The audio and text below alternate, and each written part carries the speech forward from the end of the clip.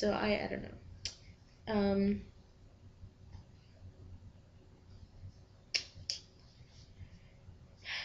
But he's talking again about the books and how everyone has their laws and rules that they have to live up to, and they pretty much don't even live up to them.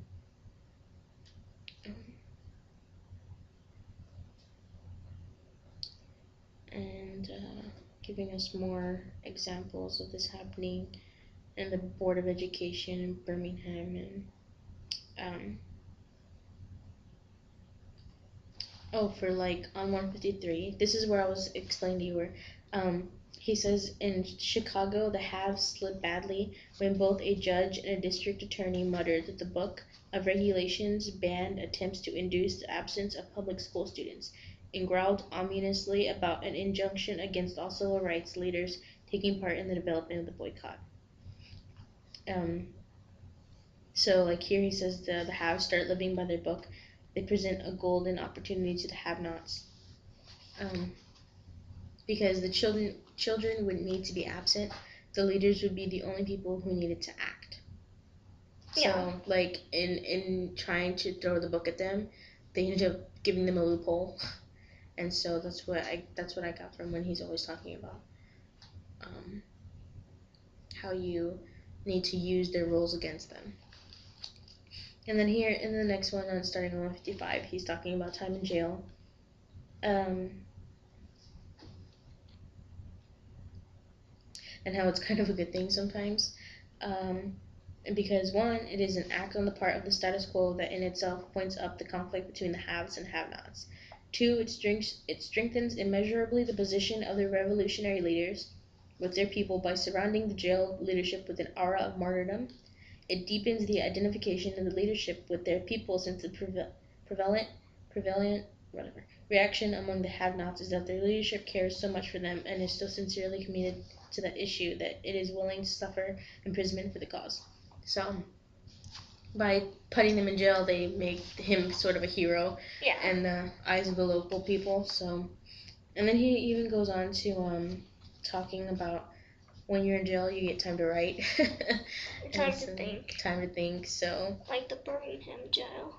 Yeah, with Martin Luther King. Yep. So yeah, and he's like, oh, it's quite lovely to be in there and to be able to think. And then he's like, oh, anyways, time and tactics.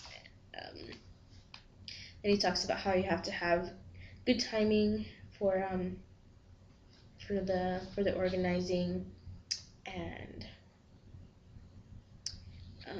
you need to see what you say. Well, it starts on 158, and then it's going on to 159, and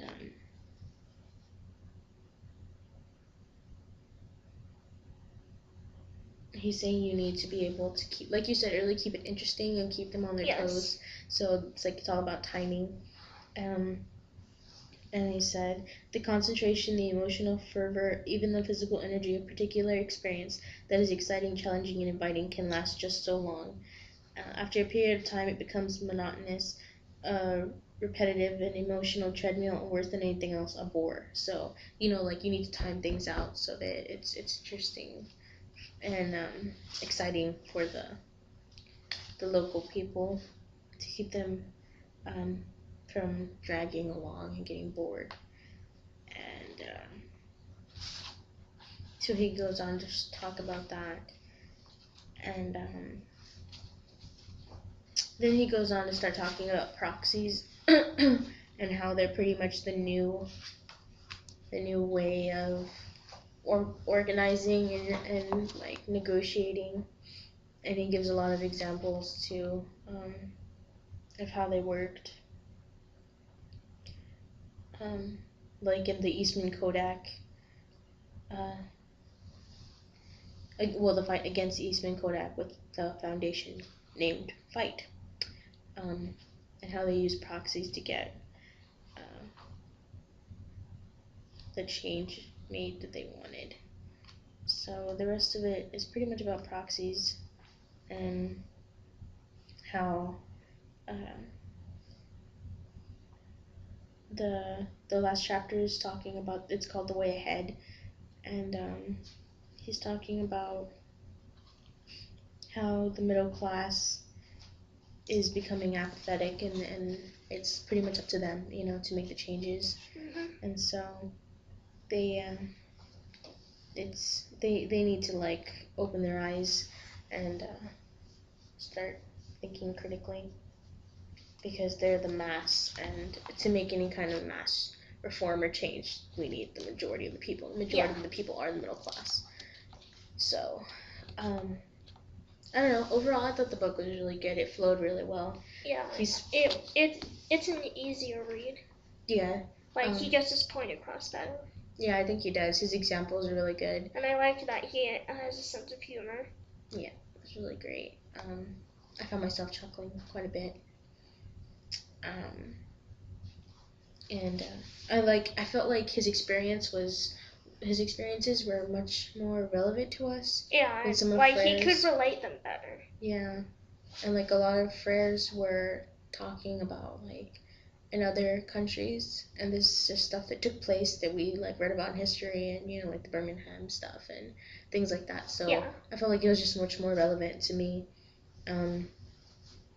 Although they shared the same ideas, in the like main philosophy. Yeah, they share a lot of the same ideas. And I really liked how he said that, like when he was using an example, and he said that when he went to a college, the students were taking a test, and he was like, a small portion of the test was on him, and so he took the test, and when he answered about his own philosophical ideas, he got 2 of them incorrect, and his college students got them, more of them got it right, and he was pretty like, he laughed because he didn't know his own philosophy, and he said people would ask him, so what's your next move, and he's like, I don't know, and then they would be like, I don't believe him, and like they would be like, oh, Alinsky got something up his sleeve because he won't talk to us, and he was like, I really didn't know, like it reminds me of Socrates, he's uncertain, but that's what makes him so wise, that he knows he's uncertain, and so no one can know everything. The only thing that he knows is that he doesn't know anything. Exactly. And so I thought that was really great, so it made me kind of like respect him all the more.